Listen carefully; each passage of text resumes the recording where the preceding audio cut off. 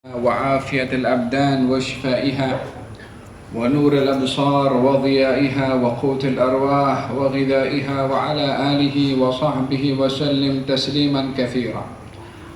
Amma ba'du, kita bersyukur kepada Allah Subhanahu wa Ta'ala menganugerahkan kepada kita nikmat iman dan nikmat Islam serta nikmat afiat. Dan nikmat dijadikan oleh Allah sebagai umat Nabi Muhammad sallallahu alaihi wa alihi wa sahbihi wasallam. Dan juga nikmat-nikmat yang kita rasa, yang kita tahu, atau yang kita tak rasa, atau yang kita tak tahu. Karena nikmat Allah Subhanahu wa Ta'ala ada yang dinampak, ada yang tak dinampak, dan tidak berlalu saat masa melainkan kita dianugerahi, dicurahkan rahmat dan nikmat dari Allah Subhanahu wa Ta'ala. Wa ma bikum min ni'matin famin Allah. Apa saja nikmat yang kamu dapat adalah datangnya daripada Allah Subhanahu wa Ta'ala. Wa in ta'uddu ni'matallahi la tuhsuha.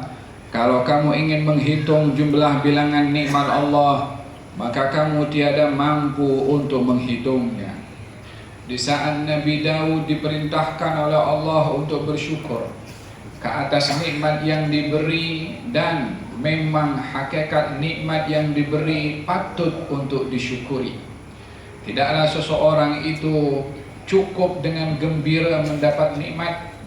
Tidaklah seseorang itu hanya merasa seronok ketika mendapatkan nikmat, melainkan dia kena berfikir apa patut dilakukan kepada Allah yang memberi nikmat, apa hak yang perlu ditunaikan terhadap nikmat yang diberi oleh Allah Subhanahu wa Ta'ala. Setiap nikmat dituntut syukurnya oleh Allah Subhanahu wa Ta'ala. Oleh sebab itu, ketika diperintahkan oleh Allah Subhanahu wa Ta'ala kepada Nabi Daud untuk bersyukur, di dalam Al-Quranul Karim Allah Subhanahu wa Ta'ala menyebutkan tentang sifat Nabi Daud agar dengan sifat bersyukur kepada Allah Subhanahu wa Ta'ala. Maka diperintahkan oleh Allah untuk bersyukur. Nabi Daud mengatakan, "Ya Rabbi, bagaimana aku bersyukur kepada Engkau, sementara setiap aku bersyukur kepada Engkau, syukur itu adalah tambahan nikmat daripada Engkau, yang dituntut kepada aku untuk bersyukur kepada nikmat tersebut. Bila aku bersyukur dengan nikmat syukur, maka syukur aku ke atas nikmat syukur itu juga tambahan nikmat lagi daripada Engkau, yang menuntut kepada aku untuk bersyukur, dan seterusnya, sehingga tiadalah mampu aku untuk bersyukur kepada Engkau, karena setiap syukur itu adalah nikmat."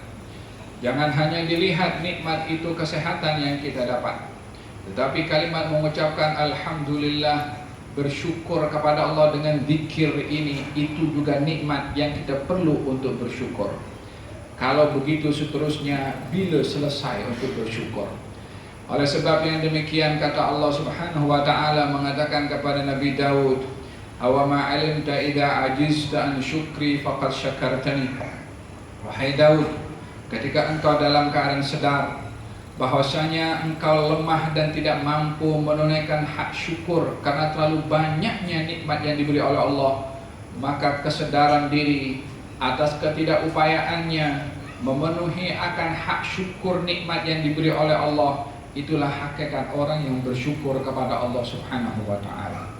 Oleh sebab yang demikian, setiap pagi diajarkan oleh Nabi sallallahu alaihi wasallam, mula pertama kita buka mata, Alhamdulillahilladzi ahyana ba'dama amatana wa ilaihil nusyur. Segala puji bagimu ya Allah, yang telah menghidupkan aku setelah mematikan aku, dan kepada Engkau tempat kami kembali. Pertama buka mata, kita pun bersyukur kepada Allah Subhanahu wa Ta'ala. Apa sebab kita pertama kali buka mata kita bersyukur? Umur yang diberi oleh Allah, kesempatan yang diberi oleh Allah, peluang yang diberi oleh Allah, nafas yang diberi oleh Allah Subhanahu wa Ta'ala, yang pada setiap itu semua adalah peluang untuk kita mengisi dengan kebaikan dan ketaatan yang dengannya kita termasuk daripada orang yang mensyukuri nikmat Allah Subhanahu wa taala, yaitu nikmat umur. Hadirin dan hadirat, umur adalah nikmat, umur juga adalah amanah. Umur ini nikmat karena dengannya kita dapat berbuat apa yang kita inginkan dalam kehidupan kita di dunia. Umur ini adalah fursah, kesempatan yang kita boleh manfaatkan. Hanya tergantung kepada orang itu memanfaatkan dengan apa pada umur yang diberi oleh Allah Subhanahu wa taala. Oleh sebab itu, di antara tuntutan yang Allah akan pertikai dan Allah akan soal kepada setiap hamba nanti di hari kiamat, agar supaya tak ada siapa yang dipersalahkan atas perbuatannya kecuali dirinya sendiri, adalah dengan umur yang diberi oleh Allah Subhanahu wa taala. Awalam nu'ammirkum ma yatadhakkaru fihi man tadhakkar wa ja'akumun nadhir. Ketika mereka di hari kiamat nanti mengatakan kepada Allah, ya Allah, balikkan aku ke dunia, aku nak beramal, nak bersedekah, nak menghadiri majelis ilmu, nak pergi ke masjid, nak iktikaf, nak sambung silaturahim, tak nak kacau orang, tak nak sakiti orang, tak nak ambil hak orang. Masa itu dia ingin kembali ke dunia hanya untuk beramal dengan amalan yang saleh. Allah jawab kepadanya, awalam nu'ammirkum ma tadhakkaru fihi man tadhakkar. Bukankah aku sudah beri kepada kamu umur yang sepatutnya kamu sedar dengan umur yang diberi. Telah datang kepada kamu pun peringatan. Nabi diutus oleh Allah untuk menyampaikan peringatan. Quran ditinggalkan oleh Nabi sebagai peringatan. Ustadz, ulama, tuan guru menyampaikan juga peringatan. Uban rambut putih pun juga merupakan peringatan perjalanan manusia menuju kepada Allah Subhanahu wa taala.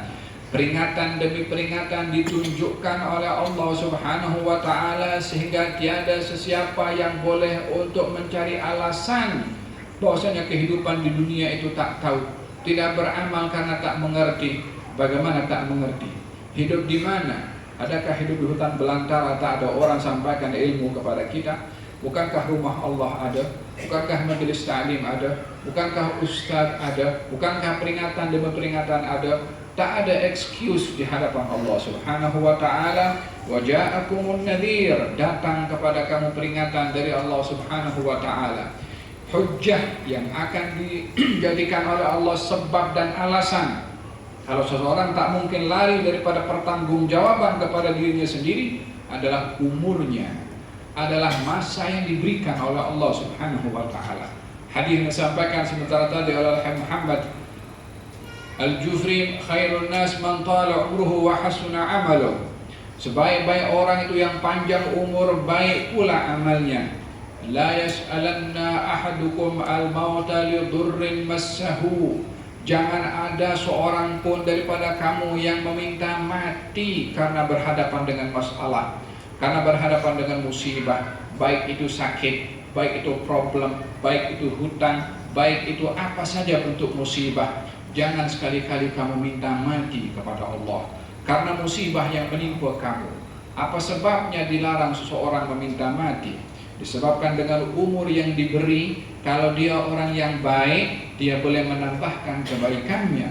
Kalau dia orang yang jahat, dia berpeluang untuk bertaubat. Kenapa meminta mati untuk tidak ambil peluang itu? Imma menambahkan amal baik, atau kita menjadi orang yang bertaubat kepada Allah Subhanahu wa taala. Ingkan walabut, kalaupun kita mesti meminta mati dengan sebab-sebab yang munasabah, fitnah atau yang umpama yang mengancam akidah, yang mengancam agama, maka mintalah kepada Allah, ya Allah, hidupkan aku kalau kehidupan membawa kebaikan, dan matikan aku bila kematian membawa kebaikan. Terserah kepada Allah Subhanahu wa taala nak pilihkan yang mana.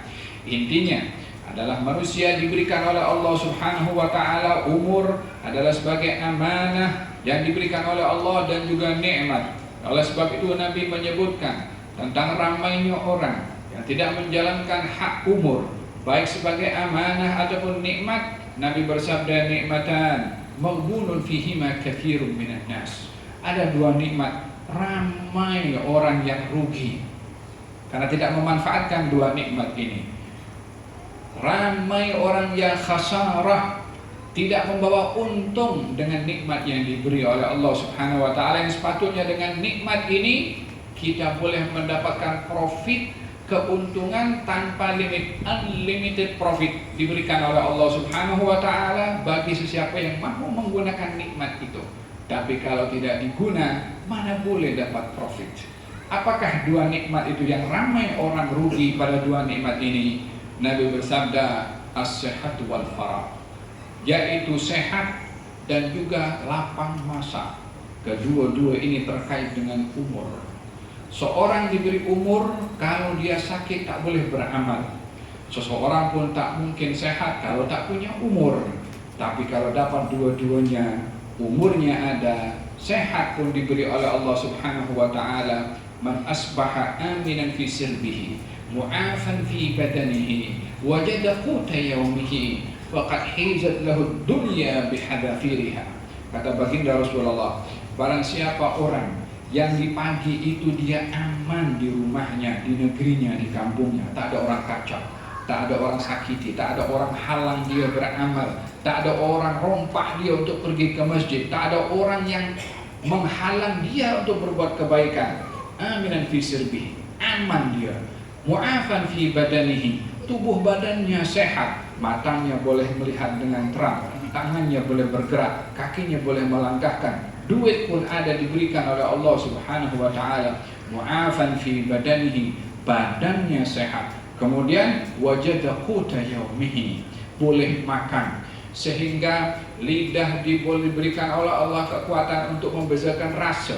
Gigi diberikan oleh Allah dapat menggigit dan mengunyah sehingga tidak memberatkan kepada perut ketika menghadam. Ini made in mana gigi ini? Kilang mana yang buat gigi ini? Wallahi dentis yang buat gigi palsu tidak boleh sama dengan gigi yang diberikan oleh Allah Subhanahu wa taala. Nak pasang implan ke, nak ditanam ke, apa saja istilah yang digunakan pakai oleh dentis tak boleh menyamai satu gigi diberikan oleh Allah Subhanahu wa ta'ala dengan berbagai macam fungsi diberikan oleh Allah. Siapa yang beri? Siapa yang berikan kekuatan pada gigi perbezaan, gigi belakang, gigi depan, sehingga kalau gigi geraham ada di depan, coba kita senyum, tak nampak cantik, tapi disusun rapi oleh Allah Subhanahu wa ta'ala. Laqad khalaqnal insana fi ahsani taqwim, diatur oleh Allah Subhanahu wa ta'ala. Wa huwa alladhi yusawwirukum kaifa yasha', dialah Allah yang melukis kamu dengan bentuk yang dikehendaki oleh Allah Subhanahu wa ta'ala. Maha suci Allah, maha sempurna Allah pada ciptaannya, sehingga sempurna indah pada ciptaan Allah Subhanahu wa ta'ala.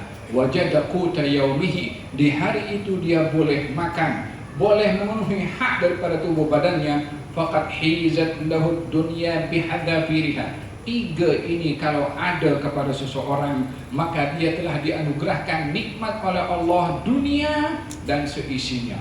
Assalam.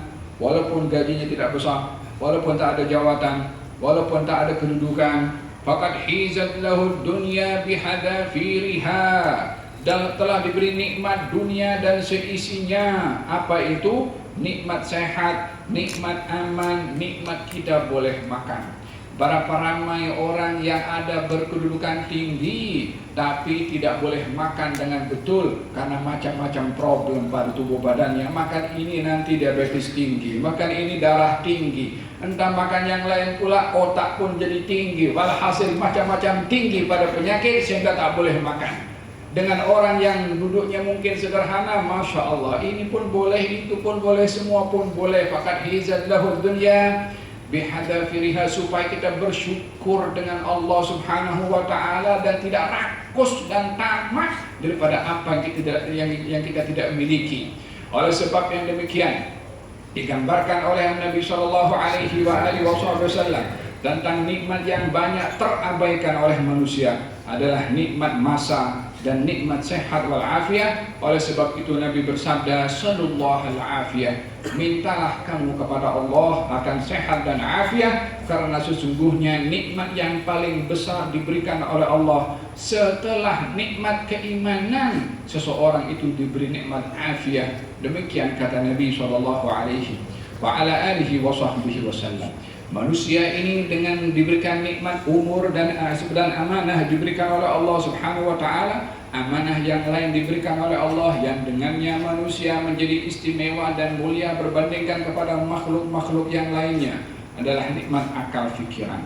Akal ini diberikan oleh Allah bertujuan adalah sebagai alat untuk memahami firman Allah dan juga untuk digunakan pemahaman atas firman Allah dan sabda Rasulullah untuk membezakan mana yang hak, mana yang batil, mana yang baik, mana yang buruk, mana yang taat, mana yang maksiat, supaya akal ini terpandu dengan nurul wahyi, dengan cahaya wahyunya Allah, supaya ikut wahyu ini apa yang disuruh oleh Allah Subhanahu wa taala. Dengan demikian akalnya adalah akal yang waras karena mengambil nur dari Allah Subhanahu wa taala dan juga bimbingan dan petunjuk daripada Rasulullah sallallahu alaihi wasallam. Kan tetapi bila akal yang diberikan oleh Allah Subhanahu wa taala tidak dijadikan alat untuk memahami firman Allah, untuk menjadikan petunjuk dan sabda Rasulullah sebagai panduan dan bimbingan, dia ikut entah orang daripada timur ke, daripada barat ke, entah ke Facebook dia cakap ke, wala YouTube tapi cakap, dia ikut pula apa kata orang itu yang bertentangan dengan apa yang Allah kata, dengan apa yang Nabi kata. Maka orang seperti ini adalah salah guna pada akal fikiran. Kalau orang salah guna kuasa, mungkin kena hukum di dunia. Tapi kalau salah guna dalam berfikir sehingga terpesong, kerugian yang tak boleh dibayangkan, kerugian yang tak terbayarkan pula nanti di akhirat, sehingga diandaikan orang yang diberi akal kalau tidak menerima wahyu, tidak menerima bimbingan daripada wahyu daripada Allah dan juga Rasulnya, maka nanti di akhirat dia akan mengatakan wa qalu law kunna nasma'u aw na'qilu ma kunna fi ashabis sa'ir. Katanya andai, dia mengatakan andai lah, andai yang tidak ada lagi makna ketika mengatakan andai. Andai yang tak boleh lagi dia patah balik ke dunia untuk memperbetulkan apa yang dia silap ketika di dunia tidak menggunakan akal pikirannya. Law kunna nasma'u, andailah ketika di dunia kami ini mahu mendengar. Bukan bermakna di dunia dia tuli, tapi di dunia tak mau mendengar firman Allah, tak mau mendengar sabda Rasulullah, diberitahukan tak mau dengar. Au naqilu, mungkin dengar tapi tak mau naqil, tak mau paham. Akal alat untuk memahami. Ketika dia dengar Quran dia tak mau paham. Ketika dia dengar Quran dia tutup telinganya supaya tak mau mendengarkan. Ja'alu asabi'ahum fi adanihim wastaghshaw thiyabahum wa asarru wastakbaru istikbara. Dalam surat Nuh Allah Subhanahu wa taala berfirman, ketika Nabi Nuh mengajak kepada kaumnya, mari beriman, mari beristighfar kepada Allah, ja'alu asabi'ahum, mereka meletakkan jari-jarinya dalam telinga mereka. Meletakkan semua, mana boleh jari lubang telinga ini boleh masuk hanya satu jari. Tapi Allah menggambarkan ja'alu asabi'ahum, menjadikan semua jarinya menutup lubang telinganya. Bagaimana 5 jari boleh masuk lubang telinga? Ini simbolik daripada orang yang sama sekali tak mau mendengar firman Tuhan. Kalau boleh 5 jari masuk dalam lubang telinga, dia akan masukkan semata-mata tak mau mendengar firman Allah Subhanahu wa taala. Ja'alu asabi'ahum fi adanihim wastaghshaw thiyabahum, mereka tutup badan mereka karena tak mau mendengar firman-firman Allah Subhanahu wa taala disampaikan oleh Rasul yang diutus oleh Allah. Wa asarru wastakbaru istikbara, mereka terus melakukan maksiat, sombong kepada Allah Subhanahu wa taala. Nanti di akhirat akan mengatakan law kunna nasma'u aw naqilu ma kunna fi ashabis sa'ir. Kalau kita di dunia mahu dengar, kalau kita di dunia mahu memahami, maka kita tak termasuk daripada golongan api, orang yang dimasukkan dalam api neraka sa'ir. Kerugian yang tak terbayangkan, kerugian yang tak terbayarkan. Nak dibayar dengan apa kalau sudah berada dalam neraka selain daripada maaf dari Allah Subhanahu wa taala? Tetapi itu boleh dihindari hal itu berlaku di akhirat nanti dengan dia mahu mendengar di dunia, dengan dia mau berakal dan memahami di dunia, di sana dia tidak akan mengatakan law kunna nasma'u wa na'qulu ma kunna bi ashabis sa'ir. Oleh sebab yang demikian, dijadikan oleh Allah Subhanahu wa taala manusia ini diberi akal fikiran untuk berfikir tentang apa berfikir.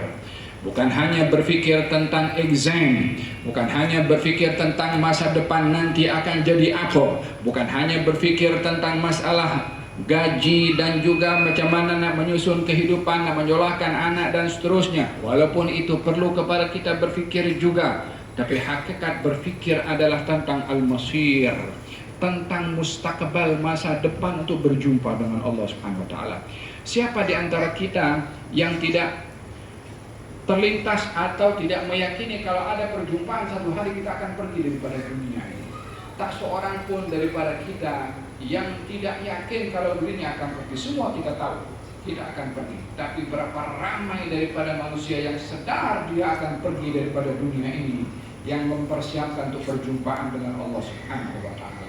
Berapa ramai di atas muka bumi ini yang mencari peluang untuk diberi di akhirat, dengan orang yang mengambil peluang di dunia ini hanya untuk semata-mata keduniaan, baik itu harta atau jabatan ataupun kedudukan, berbandingkan dengan orang yang mencari di dunia ini untuk mencari pemberian dan kedudukan di sisi Allah Subhanahu wa taala dengan surga yang kekal abadi. Dalam Al-Qur'anul Karim Allah Subhanahu wa taala menceritakan tentang kenikmatan surga yang tidak pernah terlintas, tidak pernah dilihat oleh manusia. Fala ta'lamu nafsum ma ukhfiya lahum min qurrati a'yunin jazaa'an bima kanu ya'malun. Allah akan sediakan untuk manusia keindahan yang tak pernah dilihat oleh sesiapapun, keindahannya sebagai balasan kepada mereka yang beramal ketika berada di dunia. Oleh sebab yang demikian, dijadikan oleh Allah Subhanahu wa taala di atas muka bumi ini dengan diberikan akal dan juga umur untuk berfikir tentang masa depan perjumpaan kita dengan Allah Subhanahu wa taala. Baginda Rasulullah sallallahu alaihi wasallam memberikan definisi seorang yang jenius, orang yang berakal, orang yang intelektual, seorang yang profesional. Apa definisi intelektual? Apa definisi profesional atau orang cerdik pandai? Mungkin bagi sebahagian orang, orang cerdik pandai itu adalah orang yang dapat grade 3 apa namanya yang punya CGPA itu adalah 4.4. Walhasil 100% punya result. Itu mungkin orang akan dikatakan cerdik pandai. Ya mungkin, dari satu aspeknya itu adalah seorang cerdik pandai. Kalau tidak tanpa mungkin dapat nilai setinggi itu atau 9A. Atau orang yang menemukan penemuan yang dimanfaatkan oleh orang ramai. Atau orang yang cerdik dan cerdas otaknya dalam mengurus takdir. Ya mungkin saja, tapi itu bukan hakikat orang yang cerdik pada definisi yang ingin disebutkan oleh Nabi Shallallahu Alaihi Wasallam. Setiap definisi pada satu kalimat dan terminologi, bila ia terkait dengan hal-hal keduniaan, maka ia adalah hanya definisi itu terhad kepada bidang itu sendiri. Tapi kalau yang memberikan definisi dan ta'rif maknanya itu adalah Rasulullah, mana ada definisi lain boleh menandingi definisi yang diberikan oleh Nabi Shallallahu Alaihi Wasallam. Definisi yang diberikan oleh Nabi tentang orang yang cerdik dan intelektual, katanya al-khayyis man dana nafsahu wa amila lima ba'dal maut. Orang yang cerdik adalah orang yang dia muhasabah dirinya ketika hidup di dunia ini dan beramal, berusaha, bekerja untuk dia petik buahnya bila ketika sudah nanti tunggu KWSP dapat dikeluarkan, ataupun kita dapatkan dia punya simpanan-simpanan yang lainnya untuk dia pergi melancong ke sana ke kemari. Adakah itu yang menjadi nilai kepada kecerdikan seseorang? Mungkin sebagian orang tak apa, kita masa tua kita ada KWSP, so kita tak perlu bergantung dengan siapa. Masa depan kita terjamin. Marhaba, masa depan tua Anda boleh Anda kata terjamin dengan KWSP yang disimpan.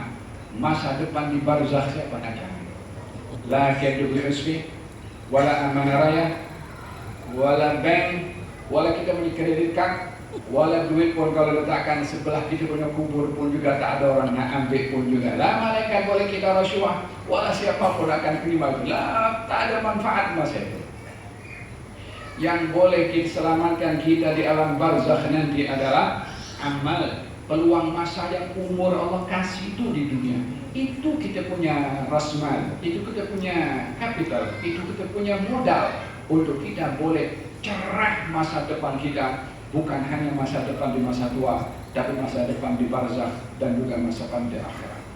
Luaskan pandangan kita sebagai seorang beriman kepada Allah kalau kehidupan ini bukanlah kehidupan yang akan maintain dalam keadaan kita sekarang. Mana di antara kita yang hidup ini tidak berubah daripada bentuk fisikalnya?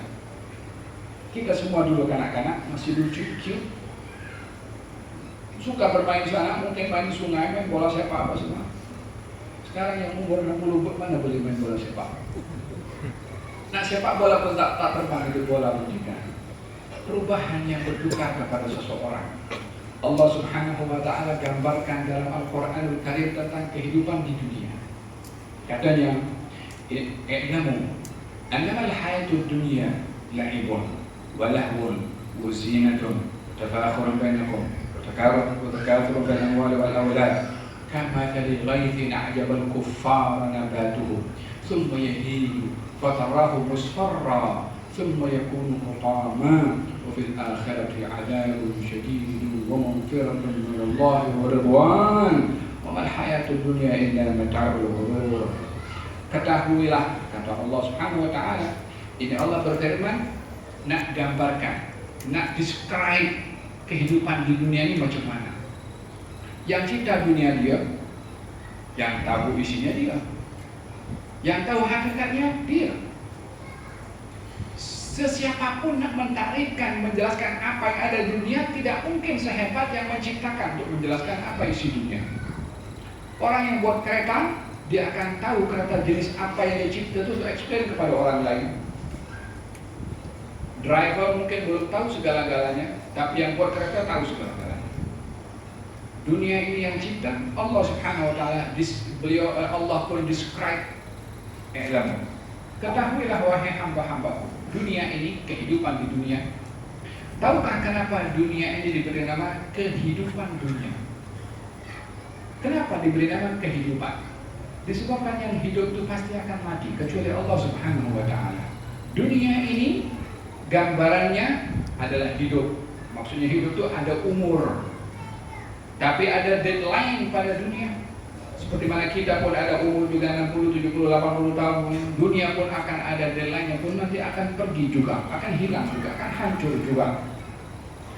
Annamal hayatud dunya, kehidupan di dunia ini, kata Allah Subhanahu wa Ta'ala, lahibun, permainan, walahwun, hiburan, wazinatun, perhiasan, watafakhurun bainakum, saling bangga satu dengan yang lain, watakathurun bainakum fil amwali wal watakathurun bainakum fil amwali wal aulad, dan saling berbanyak-banyak antara kamu pada harta dan anak-anak. 5 gambaran dunia.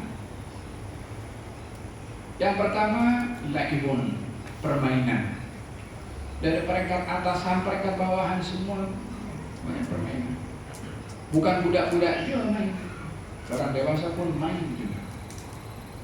Walahun, hiburan yang melalaikan.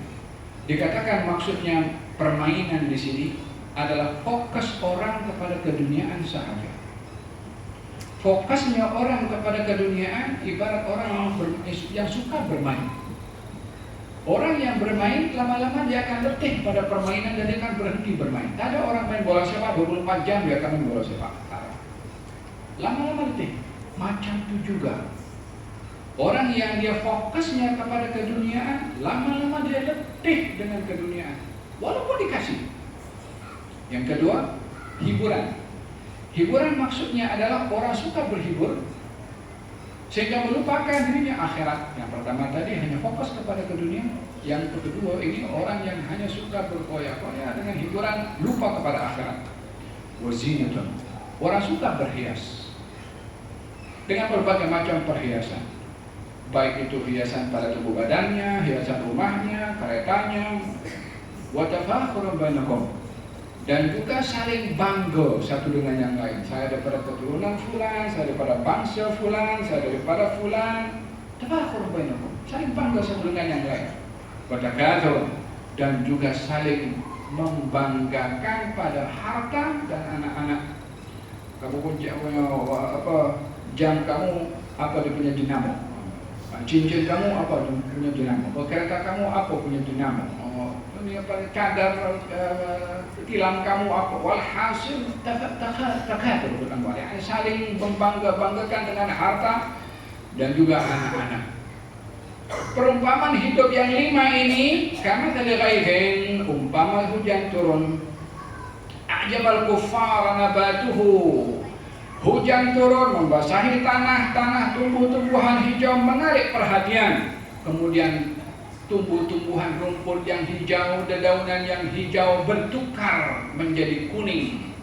Sudah bertukar menjadi kuning, dia menjadi kering, dihembus oleh angin, khalas, terbang semua, la daun warna-warni, hanya tinggal tangkai sahaja, kering, kontang, tak ada apa-apa. Macam itu juga kehidupan di dunia ini. Mana tidak berubah manusia daripada kanak-kanak, kemudian remaja, kemudian masa muda, dia tadi pergi tua juga. Macam itu dunia juga. Dunia awalnya hijau, lama-lama dia sudah mulai menguning, lepas itu menjadi kering. Tak ubahnya macam manusia. Proses manusia pada hidupnya menuju kepada 3 keadaan. Allahu khalaqakum min dha'fin, thumma ja'ala min ba'di dha'fin quwwah, thumma ja'ala min ba'di quwwatin dha'fan wa syaibah, yakhluqu ma yasha. Allah menciptakan kamu daripada lemah masih kanak-kanak. Kemudian Allah ciptakan kuat setelah kamu lemah masa muda, dan Allah kembalikan kamu kepada lemah di usia tua. Ini 3 proses yang dilalui oleh manusia dalam proses hidup. Oh, kita dulu masih muda, kita masih muda. Kalau wajah masih muda, cermin kita paling handsome. Coba tengok umur itu bila proses sudah masuk kepada usia sudah mulai tua. Di mana handsome-nya? Yang cantik di masa muda, mana cantiknya? Begitulah manusia di dunia, dan itulah keduniaan itu sendiri prosesnya adalah berubah dan tidak kekal dalam satu keadaan. Namun, wa fil akhirati 'adzabun syadidun wa maghfiratun min Allah wa ridwan. Di akhirat hanya ada 2. Orang yang kena azab, orang mendapatkan ridha dan maghfirah dari Allah Subhanahu wa taala. 2 keadaan itu saja. Kemudian Allah bagi penghujung pada ayat itu untuk memberitahukan kehidupan di dunia ini macam mana. Wa mal hayatud dunya illa mata'ul ghurur. Kehidupan dunia ini hanya kenikmatan yang menipu, karena tak ada sesiapa pun yang kekal dalam satu keadaan nikmat yang pastinya berduka. Ini kita sedar atau tidak, kita terima atau tidak, kita paham atau tidak, itu realitinya perubahan yang akan berlaku kepada seseorang dalam kehidupan di dunia ini. Oleh sebab itu, di dalam peristiwa yang berlaku di zaman Nabi Sulaiman alaihi wa ala nabiyina salatu wassalam, diberikan oleh Allah keduniaan yang luar biasa, diberikan oleh Allah kekuasaan yang luar biasa, diberikan oleh Allah kerajaan. Tak ada mana-mana di atas muka bumi ini yang punya kerajaan seperti kerajaan Nabi Sulaiman.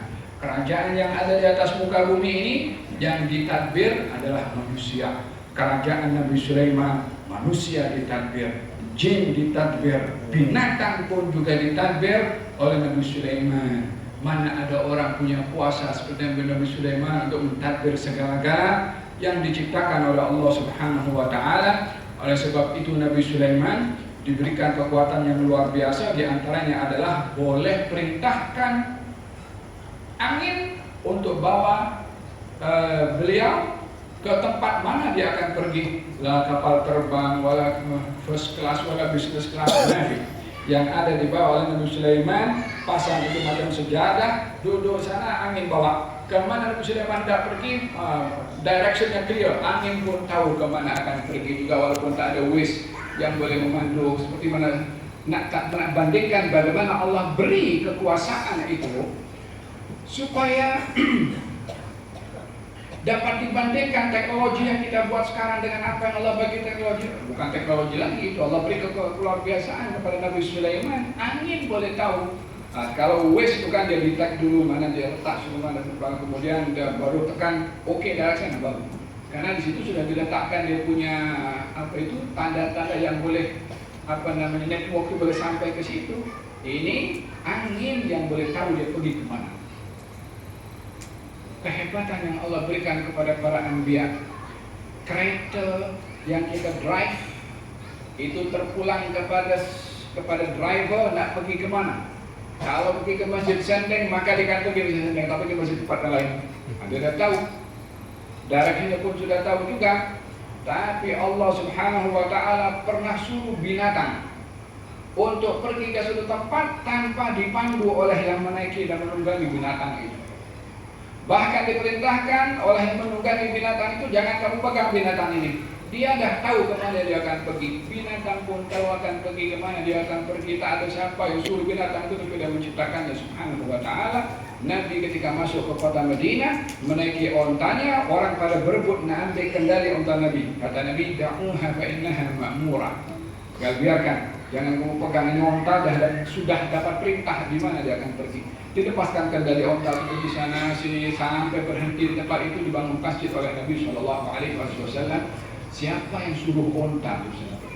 Tak ada orang yang drive, yang pandu onta itu. Allah Subhanahu Wa Taala memberikan ilhamnya kepada onta tersebut untuk pergi kemana. Kuasanya Allah Subhanahu Wa Taala. Ayat yang dibacakan oleh Syekh Dr. Syuhada sebentar tadi. Dedaunan di tengah-tengah hutan itu jatuh, Allah tahu. Tak ada di atas muka bumi ini apapun hatta satu kedipan mata ini yang tidak diketahui oleh Allah Subhanahu wa Ta'ala. Walillahi mulkus samawati wal ard. Segala yang ada di langit di bumi adalah miliknya Allah Subhanahu wa Ta'ala. Wa huwa alimun bidatus sudur. Allah tahu apa yang ada dalam hati seseorang. Ya'lam ma yalju fil ardi wa ma yakhruju minha wa ma yanzilu minas samai wa ma ya'ruju fiha. Allah tahu apa yang turun, apa yang masuk ke dalam bumi dan apa yang dikeluarkan oleh bumi. Allah tahu apa yang turun daripada langit dan apa yang naik pergi ke langit. Tak ada apa-apa yang tak tercatat, tak terkawal oleh Allah Subhanahu wa Ta'ala. Wallahi, nafas yang kita nafas ini tidaklah ditarik, nafas dihembuskan, melainkan ditakbir, disusun, diatur oleh Allah Subhanahu wa Ta'ala. Tak ada yang terlepas dari genggamannya Allah Subhanahu wa Ta'ala. Maka pada ketika itu Nabi Sulaiman ketika dibawa oleh angin dengan orang-orang yang bersama dengan beliau dalam pemerintahan. Ramainya orang yang bersama dengan Nabi Sulaiman ketika dibawa oleh angin menutupi kawasan ladang seorang petani yang sedang mencangkul, sehingga cahaya matahari itu terhalang dengan ramainya orang-orang yang bersama dengan Nabi Sulaiman ketika lalu di atas. Ini berada di atas, lalu kepada kawasan yang menutup matahari, sehingga orang sedang mencangkul itu nampak macam ada bayangan. Maka dia toleh ke atas. Nampak Nabi Sulaiman sedang dibawa oleh angin. Kata lelaki itu mengatakan, Subhanallah, laqad utiya ala Dawud mulkan azima. Katanya keluarganya Nabi Daud diberi kerajaan yang luar biasa. Kerajaan atau keluarga Nabi Daud, maksudnya Nabi Daud dan Nabi Sulaiman, atau Nabi Sulaiman diberi oleh Allah kerajaan yang luar biasa. Ini Nabi Sulaiman sedang berjalan, mendengar kata-kata Subhanallah, laqad utiya alu Dawud mulkan aziman, dia pada baik. Pergi ke petani itu tadi, ditanya, apa kamu cakap tadi? Katanya, aku hanya mengatakan Subhanallah, laqad utiya alu Dawud mulkan aziman. Kata Nabi Sulaiman, kata-kata kamu Subhanallah itu lebih baik daripada kerajaan Nabi Sulaiman dan seisi kerajaan apapun di atas muka bumi ini. Subhanallah. Ini kalimat Subhanallah lebih baik, lebih agung daripada kerajaan Nabi Sulaiman yang mentadbir manusia, mentadbir jin, mentadbir tumbuh-tumbuhan. Orang sekarang tak Betapa mentadbir jin ataupun haiwan berebut untuk tadbir manusia pun kalimat subhanallah. Oleh sebab yang demikian, baginda Rasulullah sallallahu alaihi wa ala alihi wasallam bersabda bahwasanya kalimat subhanallah wa bihamdih kulla yawmin mi'at marrah huttat khatayahu walau kanat mithla zabadil bahr. Orang yang mengatakan subhanallah wa bihamdih akan dihapuskan satu hari 100 kali, akan dihapuskan dosa-dosanya walaupun sebanyak buih di atas lautan. Subhanallah wa bihamdih kalimatani khafifatani 'ala lisani thaqilatani fil mizani. Subhanallah wa bihamdih subhanallahil azim. Dua kalimat ringan di lisan, berat di timbangan, disukai oleh yang maha pengasih. Subhanallah wa bihamdihi subhanallahil azim.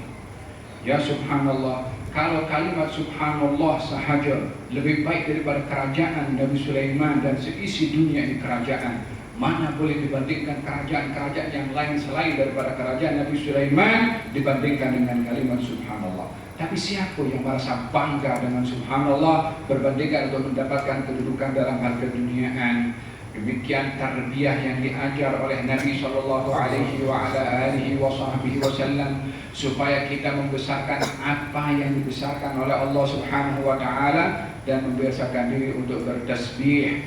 Dengan tasbih itulah yang akan mengangkat derajat seseorang di sisi Allah Subhanahu wa taala. Hadirin dan hadirat yang dirahmati oleh Allah Subhanahu wa taala, dengan demikian orang yang cerdik pandai itu adalah orang yang berakal, adalah orang yang bermuhasabah dalam hidupnya dan juga mempertimbangkan akan apa yang akan dipetik olehnya setelah dia wafat nanti. Wal ajiz, orang yang lemah, orang yang tak berdaya, orang yang tak punya apa-apa adalah man atba'a nafsahu hawaha wa tamanna minallahil amani. Orang yang hanya mengikut hawa nafsu, mengikut keinginannya, ambisinya, kehendaknya, la amal, la zikir, wala tasbih, wala salat, wala sedekah, wala amal baik. Semua tak dilakukan, tapi nanti pada akhirat aku nak masuk surga. Dengan apa nak masuk surga?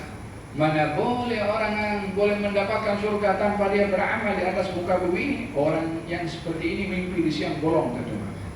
Macam mana boleh berpikir mendapatkan surga tanpa dia beramal di atas muka bumi ini?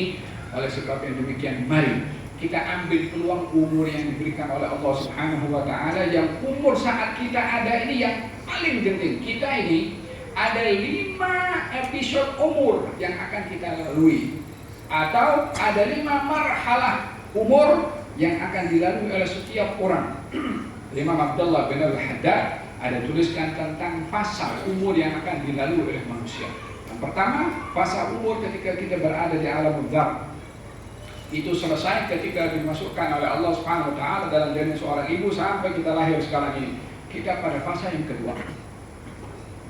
Bila fasa kedua, mulai daripada kita letakkan dalam rahim ibu sampai ke liang lahat. Daripada perut ibu ke perut bumi. Dari perut ke perut. Ini masa umur yang kita ada sekarang. Dan ini yang menentukan 3 fasa umur ke depan. Apa 3 fasa umur ke depan? Di barzakh. Orang yang meninggal dunia di alam barzakh pada zaman Nabi Adam sampai hari ini sedang berada pada fasa umur yang ketiga. Fasa umur ketiga ini untuk petik mukaddimah merasai nikmat atau adab, sebaliknya. Selain daripada nikmat dan adab yang kekal abadi nanti di neraka waliyadzubillah. Yang ketiga adalah umur ketika berada di alam barzakh sampai dibangkitkan. Yang keempat ketika umur manusia dibangkitkan sampai ditentukan masuk surga atau masuk neraka. Yang kelima adalah ketika berada di dalam 2 tempat ini. Yang terakhir umur ini adalah umur yang tidak berpenghujung. 4 fasa umur tadi semuanya ada akhiran. Tapi umur yang terakhir, fasa terakhir itu tiada lagi penghujung. Imma kekal di surga, semoga kita termasuk daripada golongan itu, atau kekal di neraka. Semoga Allah tak tampakkan neraka itu kepada kita ya Rabbal Alamin. Yang menentukan 3 fasa umur ke depan itu adalah umur yang kita ada sekarang, 60, 70 tahun, lebih daripada itu, kurang daripada itu. Ambil peluang, mungkin dengan umur itu diberkati oleh Allah, kita akan lepas daripada 3 fasa umur yang ke depan, yang dia membawa kebahagiaan yang kekal abadi. Kita berdoa kepada Allah. Di majelis yang penuh dengan barakah ini, mudah-mudahan Allah Subhanahu wa Ta'ala golongkan kita golongan orang-orang yang umur panjang, baik amal, dalam keadaan sehat walafiat. Ya Rabbi. Dan mudah-mudahan dianugerahkan oleh Allah penghujung umur ini yang selamat, husnul khatimah, tanpa didahului kesusahan, tak ada sakit, tak ada menyusahkan orang lain, tapi dianugerahkan oleh Allah dengan keadaan yang terbaik yang Allah berikan kepada orang-orang yang saleh. Bila di dalam Al-Quran, ya Allah ya Rabbi, Engkau menyebutkan alladzina tawaffahumul malaikatu thayyibin, ada orang-orang yang dimatikan oleh malaikat dalam keadaan baik, lembut ketika ditarik, nyaman ketika diambil. Ya Allah, golongkan kita orang-orang seperti ini. Didekati oleh malaikat ketika diambil nyawa, thayyibin, dalam keadaan baik, malaikat mencabutnya dengan lembut, dan kita pun merasakan nikmat dan rindu berjumpa dengan Engkau pada saat itu ya Rabbal Alamin. Segala kebahagiaan, tidak ada yang lebih bahagia daripada kebahagiaan ketika orang yang berjumpa dengan Engkau. Ya Allah, jadikan itu yang kami rasa untuk berjumpa dengan Engkau dan kami bahagia. Jangan Engkau jadikan kebahagiaan kami lebih kepada keduniaan sehingga kami tak bahagia berjumpa dengan Engkau. Serugi-rugi orang, seburuk-buruk orang, sejahat-jahat orang nasibnya yang tak mahu berjumpa dengan Engkau. Bagaimana tak mau berjumpa dengan Engkau ya Rabbi? Engkau adalah Tuhan yang ciptakan, Engkau Tuhan yang beri nikmat, Engkau Tuhan yang maha pemurah, Engkau Tuhan yang memberi kelembutan, Tuhan segala-galanya yang memberikan segala kebaikan. Ya Allah, jadikan hari itu adalah hari kami rindu berjumpa dengan Engkau. Sebagaimana telah disabdakan, siapa orang yang suka, senang jumpa dengan Allah, Allah pun suka jumpa dengan dia. Jadikan kami golongan orang tersebut ya Rabbal Alamin, yang suka jumpa dengan Engkau, disukai oleh Engkau berjumpa dengan kami ya Rabbal Alamin. Yang hari itu kalau Engkau suka jumpa dengan kami, dosa pasti diampunkan, maaf pasti akan diberi, rahmat pasti akan dicurahkan, dan kesusahan pasti akan diangkat oleh-Mu ya Rabbal Alamin. Anugerahkan kepada kami husnul khatimah setelah umur yang panjang, dalam keadaan sehat walafiat, dan dalam keadaan berbuat taat ya Rabbal Alamin. Matikan kami dalam keadaan yang paling Engkau sukai ya Rabbal Alamin, supaya keadaan itu menjadi sebab sukanya Engkau lebih kepada kami ya Rabbal Alamin. Ya Allah, jadikan lidah ini sentiasa basah dengan berzikir kepada Engkau.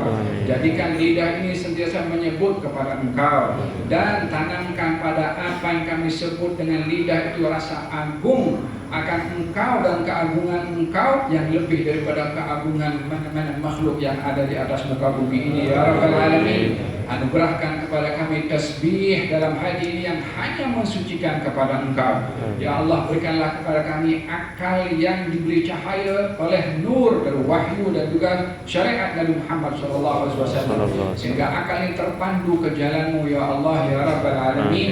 Lindungi kami daripada terpesong dengan akal pikiran yang tidak mahu mendengar dan menerima atau memahami bimbingan daripada Engkau dan juga daripada Rasul yang Engkau utus kepada kami ya Arhamar Rahimin. Nabi Muhammad, Nabi yang Kau muliakan, dan kami mulia dengan sebab beliau. Jadikanlah kami orang-orang yang menghargai nikmat Engkau beri kepada kami dengan diutusnya Nabi Muhammad kepada kami. Jadikan kami orang-orang yang sentiasa mengingati beliau, membaca sirah beliau, mengkaji syama'il beliau, meneladani perbuatan beliau, menjadikan akhlak kami seperti akhlak beliau ya Arhamar Rahimin, supaya kami dapat tunaikan apa yang menjadi hak beliau, seperti mana beliau pun sudah menunaikan apa yang menjadi hak kami ya Arhamar Rahimin. Angkatlah derajat beliau di sisi-Mu yang tinggi, karena hanya Engkau yang boleh memberi balasan kepada beliau. Kami tidak mampu untuk memberikan balasan kepada baginda Nabi Muhammad, karena terlalu besar jasa yang telah diberikan oleh beliau kepada kami. Angkatlah juga derajat ahli keluarganya, dan juga sahabat-sahabatnya. Golongkan kami semua dalam golongan orang-orang yang bersama dengan ahli keluarga Nabi, mengikut ahli keluarga Nabi, bersama dengan sahabat Nabi, mengikut kepada sahabat Nabi, karena mereka adalah orang-orang yang dekat dan menjadi orang berkat karena Nabi Muhammad SAW. Anugerahkan keberkatan itu kepada kami juga ya Arhamar Rahimin, yang hadir pada kalangan asatidzah, kalangan habaib. Berikanlah kepada mereka derajat yang tinggi, ilmu yang tinggi, manfaat yang luas, dan juga faidah yang boleh dikongsikan kepada orang lain. Dan pengurusi masjid yang mulia ini diberikan oleh Allah sehat walafiat bersama dengan ahli jawatan kuasanya, keluarganya diberkati oleh Allah, rezekinya diberkati oleh Allah, umurnya diberkati oleh Allah, hikmatnya diberkati juga oleh Allah Subhanahu wa taala, sehingga masjid ini makmur dengan taat, dengan Quran, dengan zikir, dengan salawat kepada Nabi sallallahu alaihi wa ala alihi wasallam ya arhamar rahimin. Sallallahu alaihi wasallam Muhammadin wa ala alihi wasallam. Alhamdulillah.